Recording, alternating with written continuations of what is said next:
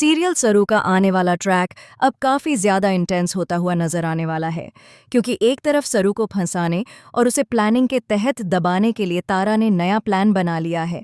तारा ने दरअसल एक पंडित को पैसे देकर पहले ही सेटिंग कर ली है और उसे बोल दिया है कि जो 2 कुंडलियां दूंगी उन्हें बिल्कुल नहीं मिलाना है। यानी ऐसा ऐसा कहना है और वैसा ही आकर पंडित जी ने कह दिया।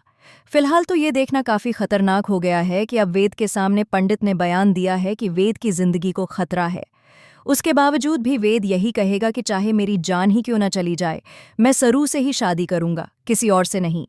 लेकिन दूसरी तरफ बवाल तब मचता है जब सरू खुद इस शादी के लिए मना कर देती है, क्योंकि तारा ने साफ साफ कह दिया है कि मेरे जिंदा रहते, मेरी आखिरी सांस तक मैं इस शादी को कभी नहीं होने दूंगी। और अब वेद और उसकी माँ के बीच डिफरेंसेस ना आए और वेद की जिंदगी पर खतरा ना आए, इसलिए सरू खुद ही अपने कदम पीछे हटा लेती है और वेद से शादी करने से इनकार कर देती है। हालांकि यह पूरा षड्यंत्र बहुत जल्द सरू के सामने आने वाला है।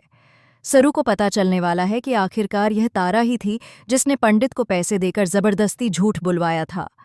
फिलहाल यह देखना दिलचस्प होगा कि सरू और वेद के बीच अब कुछ दूरियां नजर आएंगी। वेद नाराज हो जाएगा कि सरू ने इतना बड़ा कदम कैसे उठा लिया और ऐसा फैसला कैसे ले लिया। दूसरी तरफ तारा बहुत खुश है कि वह सफल हो चुकी है वेद और सरू को दूर करने में, लेकिन उसे नहीं पता कि एक बहुत बड़ा तूफान उसकी तरफ आ रहा है।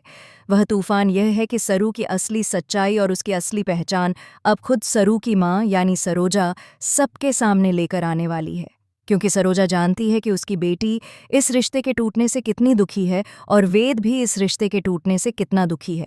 साथ ही उसे यह भी पता है कि तारा किस तरह के षड्यंत्र रच रही है। इसीलिए अब वह सरू की असली पहचान सबके सामने उजागर करेगी, ताकि सबको पता चल सके कि अन्नपूर्णा की असली बड़ी पोती सरू ही है। इसके बाद अब देखना होगा कि तारा कौन सा फैसला लेती है। तो दोस्तों, आपको क्या लगता है?